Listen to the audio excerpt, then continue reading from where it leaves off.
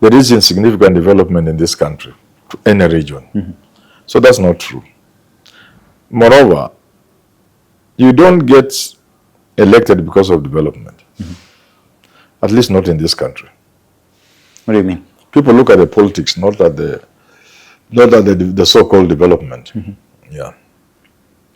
So you're saying here that development is not a factor actually in Kenyan politics right now? It's not. It's not. Yeah, it's not. Even as an MP, you can do the best. But when the next election comes, people will not consider what you did. They look at the politics, and the politics is defined by even useless things like clan, region, and so on and so forth. You see, trying to say you can reclaim the mountain is what I'm saying is a waste of time. Can he get the mountain back? But you cannot get the mountain back, but you can get a few votes from the mountain. So his focus should be to allocate sufficient resources to get as much as he can get from the mountain without dreaming that he can bring the mountain back to him. And therefore, that leaves you with enough resources to apply elsewhere, to use elsewhere, to get more significant votes from those areas than wasting a lot of your time and resources on the mountain where you can't get much. For Ruto, it is not easy. It is so difficult. But Ruto is a tough politician. He can try to wriggle out of it. But what is obvious that he's facing a very tough challenge. Because one term is real. If people are not telling him, let me tell him, one term is real. But doesn't mean he can't wriggle out of it. But it is real. If elections were held today, he will struggle to get 35%.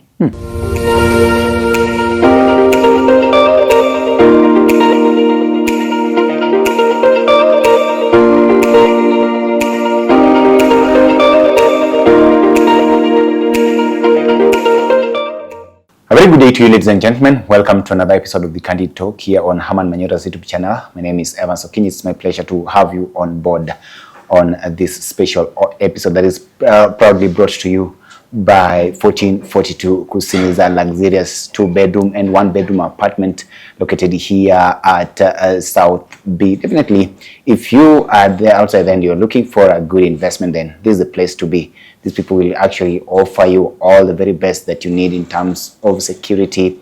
And of course, this place is just next to the city here, just a few kilometers from Nairobi Central Business District. Therefore, the distance here should not actually be a problem. The security here is top-notch. And of course, 1-bedroom apartments are going here from as low as 5.9 million Kenyan shillings. And of course, the 2-bedroom units are going for 7.9 million Kenyan shillings. Reach out to them, and of course, they'll sort you out. There are just a few units that are remaining here. Kindly, the earlier, the better. I'm here with Prof. Herman Manyora. Prof, how are you? Yes, I'm okay. Very okay. Very, very okay. Yes. Very, very okay. Yes. I can see you on your phone, but then here we are, and we're still looking at how things are transpiring in the country. The previous weeks, we've been treated to a lot of information, especially that emanated from the kind of statements that Mutahi Kahiga, the governor of Nyeri, actually made. But then something that I would like us to focus on in his statement, and as much as there was that bad side of it, there was what he was talking about of its height, and people went back to the drawing board. And that is where I want us to anchor this conversation, because seemingly President William Ruto has been facing south in the hope that Raila would be a very important anchor towards his second bid for president in this particular country. Do you think that it's high time for him now to look central, make amends, and then try to bring in the kind of vote basket that he had actually lost? Yeah, for Ruto, the mountain is gone. But politics is being what it is. Anything is possible. He can still go to Mount Kenya and tell the people, well, I'm sorry, please reconsider, let's start again. He can still do it in a clever way. He can talk to Gachagua and tell him, please, forgive me. We can work in this manner. Gachagua can consider. He can even do more than that. He can use the courts, because our courts are being used all the time. and I'm not afraid of saying it, he can use our courts to give Gachagua back his job. Yeah, anything is possible in politics. Okay. Yeah. But when you look at the statement that was made, that kind of controversial statement that was made by the governor back then, he was talking about things to do with development, the card that has been dangled by the president all along. Yes. And of course, he was alluding to the fact that according to him, the mountain region has been sidelined, at least in the first administration of President William Ruto. And that's nonsense. That's the same thing. That is the same thing. That's nonsense. It's not true. There is insignificant development in this country to any region. So that's not true. Moreover, you don't get elected because of development. At least not in this country. What do you mean? People look at the politics, not at the so-called development. Yeah. So you're saying here that development is not a factor actually in Kenyan politics right now? It's not. It's not. Yeah, it's not. Even as an MP, you can do the best. But when the next election comes, people will not consider what you did. They look at the politics, and the politics is defined by even useless things like clan, region, and so on and so forth, handouts. There are many little stupid things that may be considered more than the roads you have put up. Is that the same scenario when you look at the Rafael Tuju kind of thing? What happened back then? Uhuru Kenyatta. Yes. You look at what Uhuru Kenyatta did, the famous Mau Mau Road, and look, Kikuyus were saying Uhuru had done nothing for them. And look, the dwelling of a road from Nairobi, you are leaving Nairobi Thika Highway, you enter Kenol, where the Thika Highway had ended, okay? You are taking all the way to Nyeri. Which road do we need to do dual carriage? Was it that one, or it was Nakuru Kisumu? Uganda is our biggest trading company, partner. So which road would you need to dual? So you need to concentrate on Nairobi, Kisumu, Nairobi, Malaba. But Uhuru did it. Where is that dual carriage we're going? Sinabeba tu watu wakaenda nyumbani kwao on a weekend. There's nothing, there's no economic value in terms, you can't compare it to the Nairobi, Nakuru, Kisumu, Malaba, Busia, or Nairobi, Nakuru, Eldoret, Malaba. Because that is where our business is. But Uhuru took the dual carriageway, where? To Nyeri, which is just a luxury road. Watu wa magari yao mzuri watembelee gari mzuri waende haraka nyumbani warudi haraka. So it's not about development. But people didn't care about that. So it's not about development. It should be about development. But it can't be about development in the manner in which we are saying. If that were the case, then it would mean development will be skewed. So the president will give you, if you voted for him or he's wooing you to vote for him. That should not be the case. But development is supposed for the whole country. It is in the case. Because here we are talking about a situation. It's just talk. It's just talk. And even if it is there, it is a bad thing. And it's not visible even. Don't you think that perhaps President William Ruto is playing the Moi card of siasa mbaya, maisha mbaya, and that is what we are actually witnessing right now? I don't know, but you see, to say, so if you were to look at development, so what development has Ruto taken to the Mount Kenya region? Or which one can he take now in the coming few days that are remaining? According to those sentiments by the governor, he's like, President William Ruto was treating the central region as some sort of spent cartridge, and therefore sidelining them. I don't buy into that. That would mean that there was something significant he's doing in Nyanza. What was this thing that Ruto was doing in Nyanza? That was so significant, so that the people of Mount Kenya can complain. What is this thing? We need centralized planning, decentralized implementation. Okay? In fact, that's what our constitution envisages. And not kupendelea. The president has no power to dish out any development. Yeah. Development is, we must be sticking to our plans, development plans. Okay? And they are already down. The blueprints are there. And then the budgeting process must be respected. And what the budget says must be respected and implemented. It cannot be that after people have sat down and drawn the development plan, mid-term, long-term, what have you, okay, within the context of Vision 2030, whatever that means, and then the budgeting process has taken place, it's a whole circle, and then Parliament has allocated resources. Then we ignore all that and now turn to the president to dish development. That will kill the country. But that is the case. Even if you go back to the kind of sentiments that the president was making while at Kitui, the other time while he was attending, of course, the Mashujaa Day celebrations, promising the people of that particular region manna and honey and milk and whatever that is actually. Well, that is already wrong. The Constitution doesn't want us to act like that. Okay. Secondly, where is the money? It is because of these unnecessary promises, too many of them, that then government is forced to raise taxes and revenues. That then mean you are hurting the people of this country. The pay slip is becoming almost useless. And then also that you overborrow. This borrowing will kill this country. You get it? So we must stop that approach to our politics. Okay. Yeah. So let's agree here, because we began our show on the fact that things have actually changed. Of course, following the passing on of former Prime Minister Raila Odinga. And do we therefore agree with the governor in as much as those statements were that bad, that Ruto has to go back to the drawing board? Of course. The main reason as to why it is assumed that he lost his popularity in the mountain was what actually befell his former deputy president, of course, Rigathi-Gachagua. And you've also said here at the beginning that he can actually decide to make amends. Do you think it's high time for him to do that? And it is a tall order. Is it even possible? It is for difficult. Rigathi-Gachagua, anything is possible. I began by saying anything is possible in politics. But this one is quite a tall order.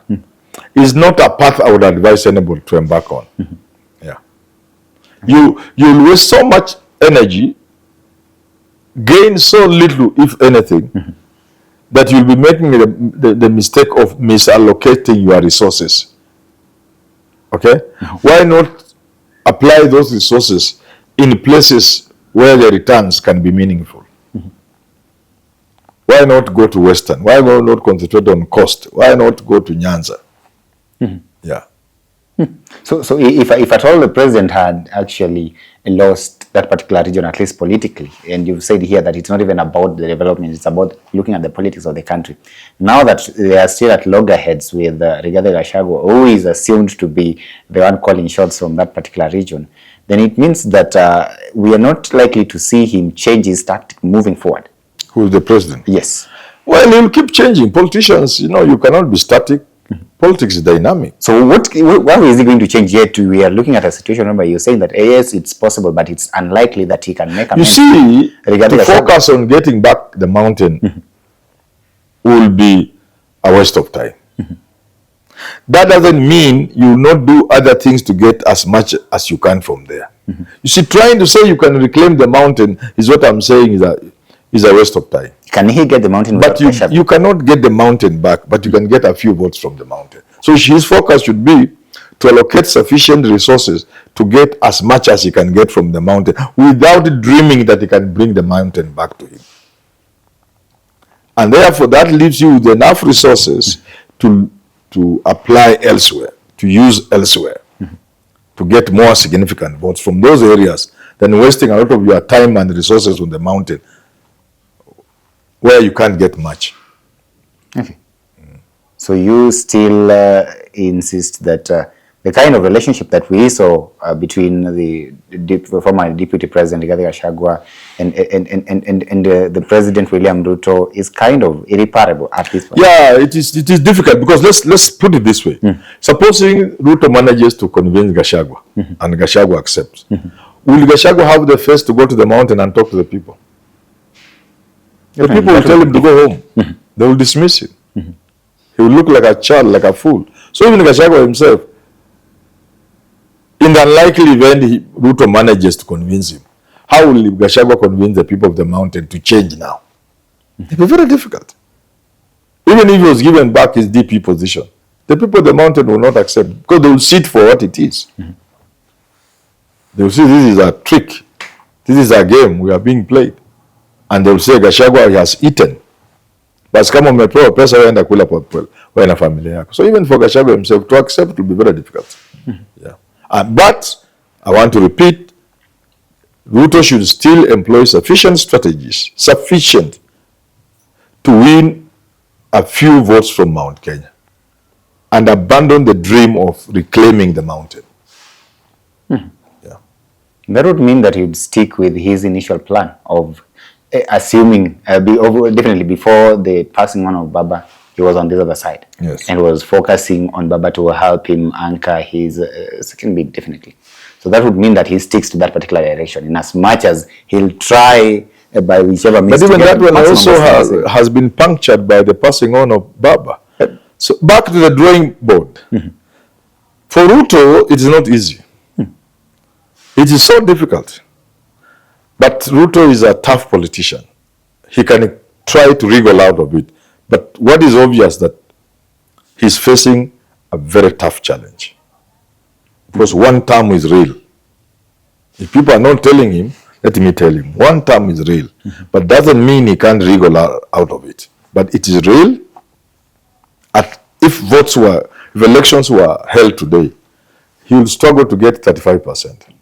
So for you, nothing changes in the mountain right now as we look at it. So far, I'm not seeing much change. But there is room for Ruto to penetrate the mountain just to collect enough votes to help me, make the numbers required to an election. My main issue here is with Rigathi Gachagua, because you've said here that currently, as we see, you know Rigathi Gachagua is the mountain and the mountain is Gachagua. Yes, Gachagua has a mountain.